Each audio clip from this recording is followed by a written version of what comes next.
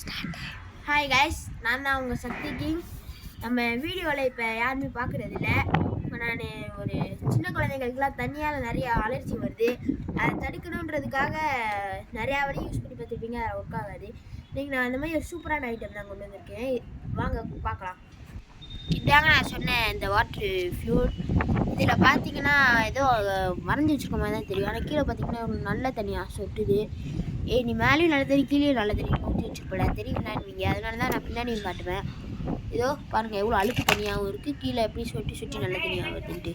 குழந்தைங்களுக்கு இதை நீங்கள் செஞ்சு கொடுக்கலாம். ஆனால் இதை ஒன்று சொல்லிக்கிறாங்க, இதை சுட வச்சு தாங்க கொடுக்கணும். ஆமாங்க, இல்லாட்டி இது பாக்டீரியா இருக்குல்லங்க. இதில் நான் என்னென்ன ஆட் பண்ணியிருக்கேன்னு பாருங்கள். என்கிட்ட பஞ்சு இல்லை, பஞ்சு இருந்தால் பஞ்சு நான் தண்ணி யூஸ் பண்ணியிருக்கேன். இதுக்கு மேலே கறி தூள், அப்புறம் கறி கட்டை, மண், அதுக்கு மேலே ஃபுல்லாக கல் போட்டிருக்கேங்க. அது மேலே நீங்கள் அழுக்கு தண்ணி ஊற்றிக்கோங்க. இதோ நான் உள்ள கையை விட்டுட்டு காட்டுறேன். அழுக்கு தண்ணி ஊற்றிக்கோங்க.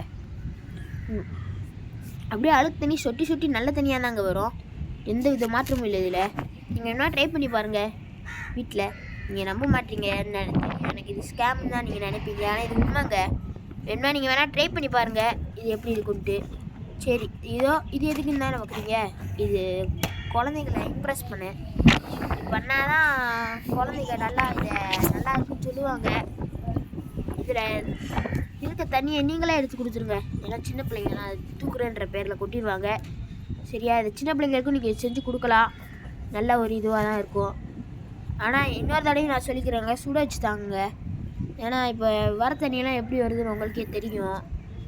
அது மட்டும் இல்லாமல் எவ்வளோ நல்ல தண்ணியாகவும் இதில் சொட்டுது. இருந்தாலும் நீங்கள் எதுக்கு ஒரு தடவை சுட வச்சே தந்துடுங்க. நானும் இதை சுட வச்சு தான் குடிச்சு பார்த்தேன்.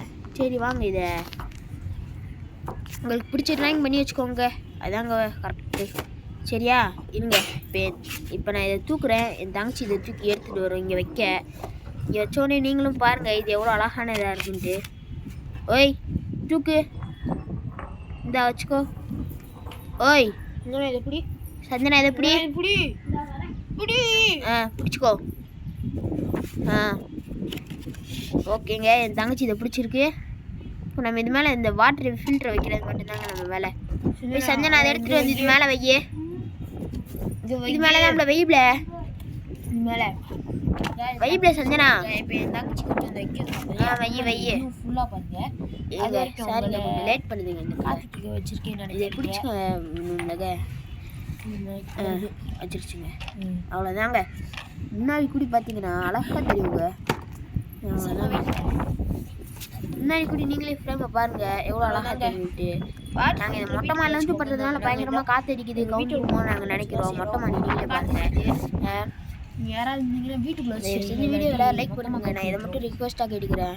நீங்கள் வீட்டில் ட்ரை பண்ணி பாருங்கள். கண்டிப்பாக இதை நீங்கள் வீட்டில் ட்ரை பண்ணி பார்க்கலாம். ஓகேவா?